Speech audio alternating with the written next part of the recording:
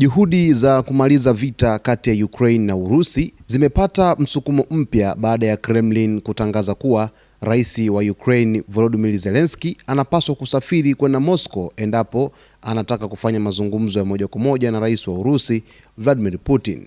Kauli hiyo ilitolewa Januari 28 na msaidizi wa Rais wa Urusi Yuri Ushakov kufuatia matamshi ya Waziri wa Mambo ya Nje wa Ukraine Andriy Sybiha aliyesema kuwa Zelensky yuko tayari kukutana na Putin ili kutatua masuala mawili muhimu katika mchakato wa amani: mgogoro wa mipaka ya ardhi na hatima ya kituo cha nyuklia cha Zaporizhia kinachodhibitiwa na Urusi. Hatujawahi kukataa wala hatukatai mawasiliano ya aina hii, Ushakov alisema, akisisitiza kuwa Moscow iko tayari kuhakikisha usalama wa Zelensky na kumpatia mazingira salama ya kazi endapo atasafiri kwenda Urusi. Hatua hiyo inakuja wakati Ukraine, Russia na Marekani zikirejea kwenye diplomasia ya ngazi ya juu kufuatia juhudi mpya za Rais wa Marekani Donald Trump anayetaka kuona vita hiyo inamalizika. Kwa mujibu wa vyanzo vya kidiplomasia, duru nyingine ya mazungumzo inatarajiwa kufanyika Februari 1. Afisa mmoja mwandamizi wa Marekani aliyefahamu mazungumzo hayo alisema kuwa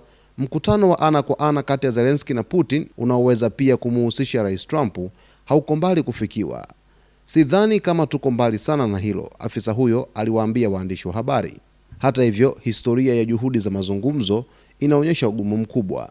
Kwa muda mrefu, viongozi wa Ukraine na Marekani wamekuwa wakishinikiza mkutano wa moja kwa moja kati ya Zelensky na Putin, lakini Russia imekuwa ikiepuka au kuchelewesha mikutano hiyo.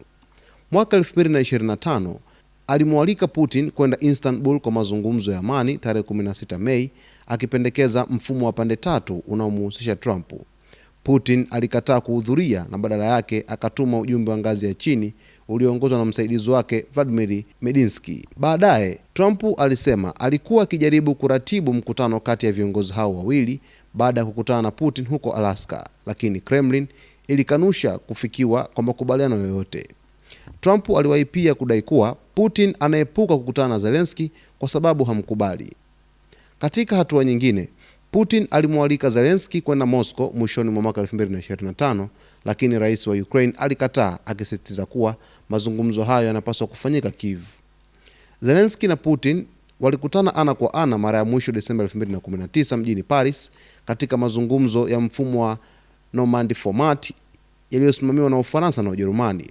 Tangu Urusi ilipoanzisha uvamizi wake kamili kwa Ukraine Februari 2022, hakuna mazungumzo moja kwa moja yaliyofanyika kati ya viongozi hao wawili. Mwaliko wa rais wa Urusi kwenda kwa rais wa Ukraine Volodymyr Zelensky unaonyesha wazi sasa ni muda ambao unakwenda kumaliza vita kati ya Ukraine pamoja na Urusi ambavyo sasa hivi vimedumu kwa takribani miaka 4 sasa.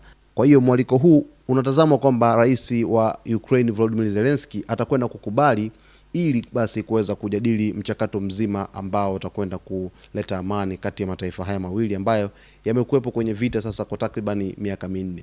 Basi mtazamaji wetu, kwa taarifa zaidi dhidi ya taarifa ambayo itatoka kutoka moja kwa moja Kiev kwa rais Volodymyr Zelensky, ungana nasi wakati wote hapa ili uweze kufahamu yote. Usisahau kusubscribe, kulike, kucomment pamoja na kushare.